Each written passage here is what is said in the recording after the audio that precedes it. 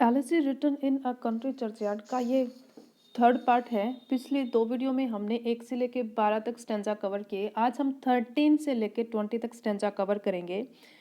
आप सभी स्टैंजाज के जो वर्ड मीनिंग है पहले उनको नोट डाउन कर लें, उसके बाद आपको पोएम समझने में आसानी रहेगी। तो शुरू करते हैं आज की video. But knowledge to their eyes her ample page.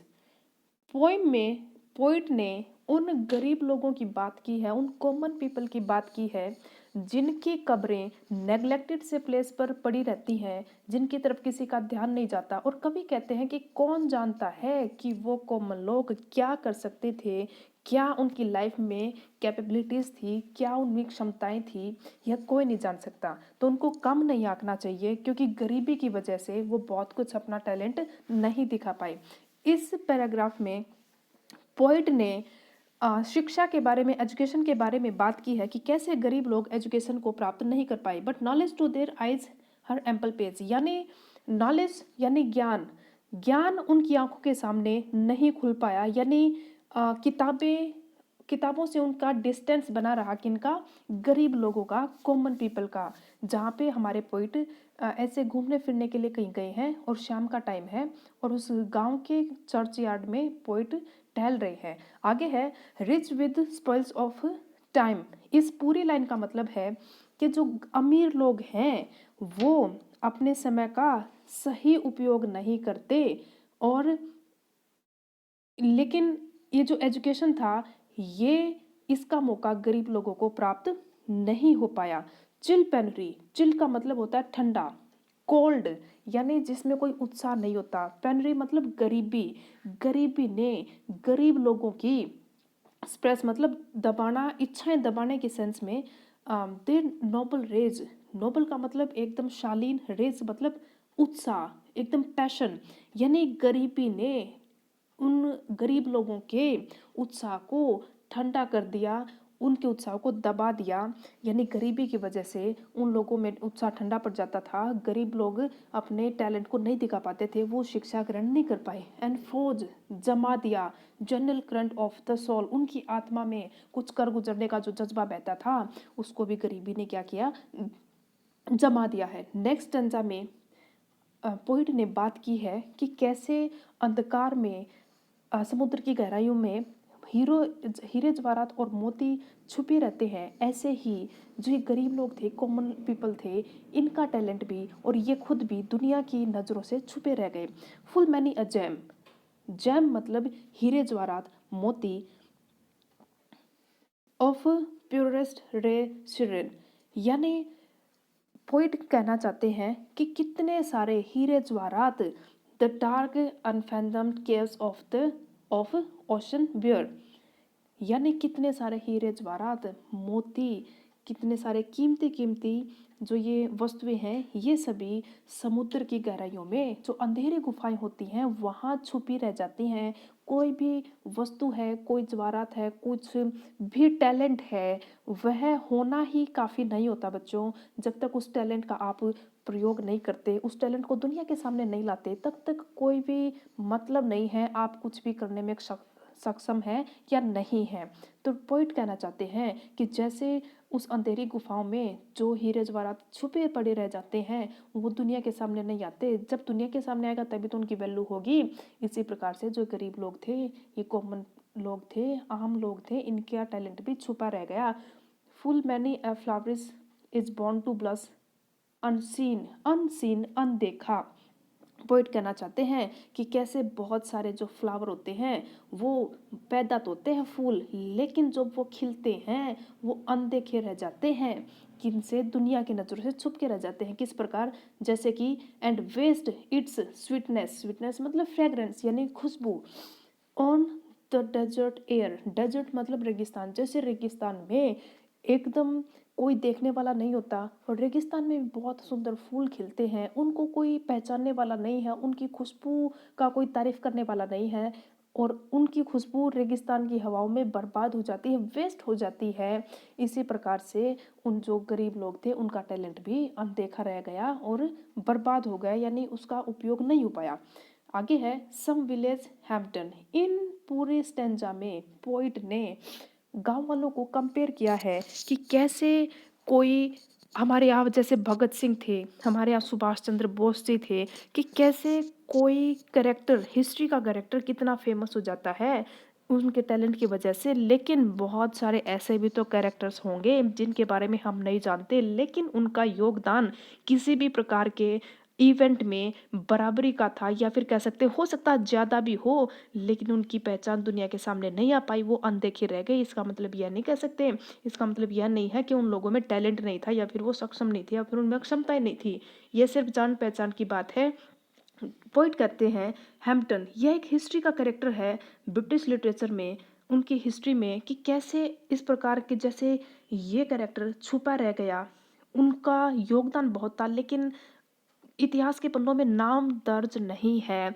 That with dauntless breast, dauntless मतलब निर्भय, बिना किसी डर के छाती, यानी ऐसे हिस्ट्री में कुछ कैरेक्टर रह गए जिनके सीने में कुछ भी भय नहीं था, जो एकदम निडर होके अपनी अ, अपने फेस करते थे किसी प्रकार की समस्या का। उसी प्रकार ये गाँव वाले भी उन्हीं हिस्ट्री के अनफेमस कैरेक्टर से रिलेट किए जा सकते हैं। The little talent of his fields withstood, जो अपनी ज़मीन के लिए, अपने मातृभूमि के लिए एकदम सीना तान कर, छाती चौड़ी करके खड़े हो गए कि के जी हम पीछे नहीं हटेंगे, कुछ भी करो या मरो की स्थिति में हमें मंजूर है, हमें सर नहीं झुकाना है।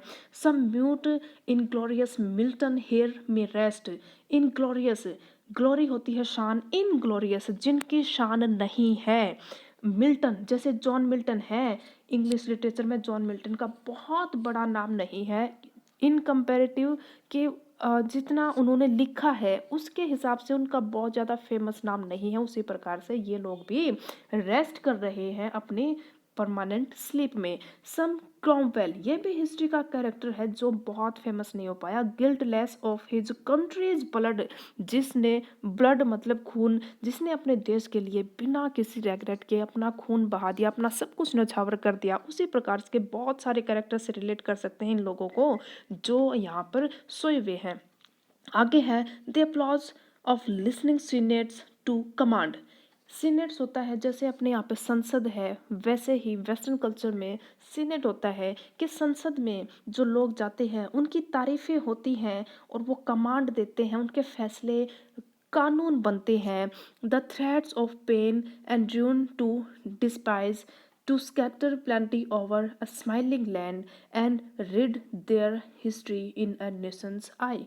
इन लाइन्स के हम कुछ 2 से 3 मीनिंग निकाल सकते हैं। यानी पॉइंट कहना चाहते हैं कि जैसे सीनेट में अपने एमपी एमएलए जितने भी नेता चुन के जाते हैं, वो कमांड देते हैं, उनकी तारीफें होती हैं और उनके फैसले कानून में बदल जाते हैं, और वो अपने देश के लिए कुछ भी फैसला करें अपने निर्भय होकर करते हैं, और हिस्ट्री में, इतिहास में उनका नाम चमकता है और देश के लोग उनके नाम को याद करते हैं। और कौन जानता है कि ये जो गांव वाले हैं ये भी सीनेट में कमांड दे सकते थे, इनके द्वारा बनाए गए कानून भी लोगों पर लागू हो सकते थे, और कौन जानता है कि ये देश के लिए न्यौछावर हो सकते थे, और इनमें बहुत सारा उत्साह हो सकता था और बहुत कुछ करने की क्षमताएं हो सकती थी, और हिस्ट्री में इनका नाम होता और देश के लोग इनके लिए आंखें बिछा पलके बिछाते और देश के लोग इनके बारे में जानते और हर तरह ये फेमस होते। Their lot forbade nor circumscribed alone their growing virtues but their crimes confined। Point कहना चाहते हैं कि ये जो गरीब लोग थे ये बहुत कुछ अपनी लाइफ में नहीं कर पाए। जिस प्रकार से कोई क्राइम कर देता है और क्राइम करने के बाद भी तो उनकी वाहवाही या फिर उनको जानने लगते हैं लोग, इन्होंने तो अपनी ज़िंदगी में कोई क्राइम भी नहीं किया। फॉरबिड मतलब मनाही, सर्कमस्क्राइब्ड अलोन, इनके हालातों ने तो इनको क्राइम करने तक का भी मौका नहीं दिया। ग्रोइंग विर्चूज, इनके जो उभरते हुए विर्चूज थे वो भी नहीं उभर पाए, इनमें जो गुण थे, जो क्षमताएं थी, वो भी धरी की धरी रह गई। forbid to wade through slaughter to a throne, throne मतलब सिंहासन। जिस प्रकार एक राजा एक सिंहासन पाने के लिए अपने ही लोगों का खून बहा देता है, क्योंकि यदि वो अपने बराबरी के भाई लोगों का खून नहीं करेगा, उनको मर्डर नहीं करेगा उनका, उसकी राजगद्दी हमेशा खतरे में होती है। तो जितने राजा लोग थे, हम कह तो देते हैं कि राजा की ज़िंदगी होनी चाहिए, राजा जैसी ज़िंदगी, लेकिन हम रियलिटी देखें तो राजा की ज़िंदगी खून से भरे हाथों की होती थी। जो भी राजा बनता था उसे अपने सगे भाइयों को जान से मारना पड़ता था, तभी उसकी गद्दी सुरक्षित रहती थी। अगर वो किसी को नहीं मारेगा, डेफिनेटली उसको कोई ना कोई मार देगा। ये उनकी लाइफ रहती थी। तो जिस प्रकार गद्दी पाने के लिए स्लॉटर यानी हत्या, कोई राजा इतनी हत्याएं करता था और एक के बाद दूसरे राज्य पे आक्रमण कर देता था उनके राज्यों को अपने राज्य में मिलाने के लिए। लेकिन ये जो गरीब लोग हैं, ये तो उनकी तरह निर्मम हत्या करने वाले भी नहीं बन पाए, इनके हालातों ने इनको मंजूरी नहीं दी। एंड शट, शट मतलब बंद करना, the gates of mercy, mercy मतलब दया, ऑन मैनकाइंड, और किसी की हत्या करना यानी मानवता के दरवाजे को बंद करना, यानी ये अमानवीय घटनाएं नहीं कर पाए और ये गरीब लोग सीधी सी जिंदगी बिता पाए और अनजानी सी मौत मर गए। नेक्स्ट लाइन में पोइट कहते हैं, the struggling pangs of conscious truth to hide. इन्होंने अपनी जिंदगी में जो भी संघर्ष किया, जो भी इनकी लाइफ थी, स्ट्रगल था, इन्होंने कभी शर्म महसूस नहीं की और इन्होंने कभी छुपाया नहीं कि जी हमारी लाइफ में ये संघर्ष था। To queens to blushes of ingenuous shame, shame मतलब शर्म, और इनको कभी शर्म महसूस नहीं हुई अपनी ज़िंदगी का गुजर बसर करने के दौरान। जो भी इनकी एक्टिविटीज़ थी, इनको कभी शर्मनाक महसूस नहीं हुआ। और heap to the shrine of luxury and pride, कभी लग्जरी यानी शान और शौकत, प्राइड मतलब घमंड, यानी एक अच्छे वाली जिंदगी जीने का इनको मौका नहीं मिला और उस प्रकार की इनकी इच्छाएं भी नहीं रह पाई। और इनके पास तो इतना भी समय नहीं था कि ये म्यूजेस फ्लेम, फ्लेम मतलब लपटें, muse kindle at the muse's flame, और ये स्वर्ग की देवी या फिर कोई भी दूसरे देवी देवता हैं, उनके लिए ये पूजा पाठ करने का भी इनके पास समय नहीं था। इनको इतना भी समय नहीं था कि ये अगरबत्तियां जलाते और भगवान उनके लिए खुश हो जाते, ये तो इतना भी नहीं कर पाए। इनकी लाइफ क्या थी, सीधी सी जिंदगी थी, अपना गुजारा करते थे और ऐसे इनकी अंतिम यात्रा भी हो गई है। नेक्स्ट लाइन है, far from the madding crowd ignoble strife. ये बहुत इंपॉर्टेंट स्टेंजा है आपका। यहाँ से आपके इंग्लिश लिटरेचर में एक नावल का टाइटल भी लिया गया है, their sober wishes never learn to stray. No sober wishes, इतने सादे सी इनकी इच्छाएं थी। फार फ्रॉम दूर, यानी गांव के सीधे साधे लोग दूर थे, शहर की पागल लोगों की भीड़ से बहुत दूर थे और इनकी इच्छाएं बहुत सीधी थी। ये धन कमाने के लिए कोई बहुत ज़्यादा तिकड़मबाजी नहीं लगाते थे, कोई इधर उधर नहीं भटकते थे, बहुत ज़्यादा कोशिश नहीं करते थे। इनकी सिंपल सी लाइफ थी, जैसे शुरुआत के स्टेंजेस में हमने पढ़ा था, विद वेरी वेज, यानी थके हुए कदमों से कैसे किसान घर की ओर आ रहे हैं, यानी पूरे दिन वो खेतों में काम करते थे। एक और स्टेंजा में हमने पढ़ा था कि इनका जो प्रहार होता था, जो ये हथौड़े से भी तोड़ सकते थे कुछ भी, यानी इतने स्ट्रॉन्ग थे, इतनी स्ट्रेंथ थी इनमें, और ये मेहनत का करके खाते थे, कोई फोकट का नहीं खाते थे। कवि का कहने का मतलब ये है, along the cool sequestered vale of light they kept the noiseless tenor of their way. इन्होंने अपने आप को शहरों की भीड़ भाड़ वाली ज़िंदगी से बचा कर रखा। शहरों में बहुत भाग दौड़ मची रहती है, ज़िंदगी का गुजारा करने के लिए लोग क्या क्या करते हैं, एकदम भाग दौड़ वाली ज़िंदगी है। लेकिन गांव में एकदम शांत माहौल, एकदम कूल सी उनकी लाइफ थी, आराम से जीवन बसर हो रहा था और इससे ज़्यादा इन्होंने कभी इच्छा भी नहीं की। नेक्स्ट स्टेंजा है आज के लिए, ये हाफ दूसरे पेज पे होगा। इन दो लाइन्स को मीनिंग हम देख लेते हैं। Yet even these bonds from insult to protect. Point कहना चाहते हैं कि भले ही इनकी लाइफ कोई लग्जरी वाली नहीं रही, कोई फेमस लाइफ नहीं थी, उसके बावजूद इन लोगों की थोड़ी सी इच्छा थी, छोटी सी इच्छा थी, और वो इच्छा थी कि ये लास्ट में जब इनकी अंतिम यात्रा हो, उसके बाद इनकी जो बोन्स हैं यानी हड्डियां हैं, उनकी इज्जत हो, उनकी रिस्पेक्ट हो, उनका सम्मान हो। ऐसा ना हो कि कोई उनको ठोकरें मार रहा है, कोई उनकी वैल्यू नहीं कर रहा है, इस बात से वो प्रोटेक्ट खुद को करना चाहते थे। सम फ्रेल मेमोरियल स्टिल इरेक्टेड नाए, भले ही इरेक्ट होना मतलब तनना, भले ही इनके कब्रों पे कोई मेमोरियल इरेक्ट नहीं है, कोई ऐसा स्मारक नहीं तना हुआ जिसको देख के इनको लगे, किसी को भी लगे कि बहुत बड़े इंसान की, बहुत बड़े जाने माने नेता या किसी दूसरे फेमस पर्सनैलिटी का कब्र है। इतनी ज़्यादा इनकी इच्छाएं नहीं थी, बस इनकी इच्छा थी कि इनको इंसल्ट ना हो। With uncouched rhymes and shapeless sculpture decked emperors the passing tribute of a sigh, यानी इनका जो एपिटैफ है, कब्र पर जो पत्थर लगाया जाता है जिस पर डिटेल लिखी होती है कि कब इनका जन्म हुआ, कब इनकी मृत्यु हुई, इनका नाम क्या था और क्या कुछ इनके बारे में थोड़ी बहुत डिटेल है, तो कवि कहना चाहते हैं कि जो इनके एपिटैफ में जो भी लाइन्स थी वो शेपलेस था। इनका एपिटैफ शेपलेस था और उनमें जो देसी, एकदम देसी लाइन लिखी थी, यानी अपनी कल्चरल से रिलेटेड लाइन थी, कोई बहुत ज़्यादा पढ़ी लिखी एजुकेटेड सी लाइन्स नहीं लिखी गई।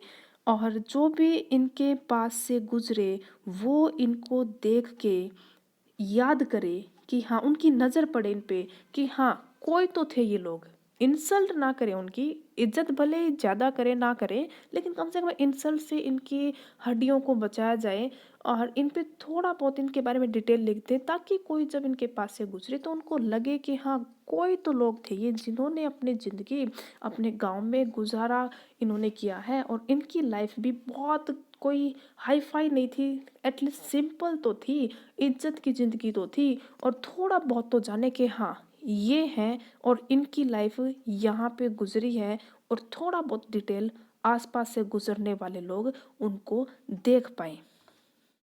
शेपलेस का मतलब है लेस, इसमें आपका सफिक्स है। जब किसी रूट वर्ड में बाद में कुछ शब्दांश जोड़े जाएं उनको सफिक्स कहते हैं, हिंदी में इनको प्रत्यय कहा जाता है। और किसी रूट वर्ड में जब कुछ शब्दांश पहले जोड़े जाएं उन्हें प्रीफिक्स कहते हैं, यानी उपसर्ग। ये ग्रामर का टॉपिक है।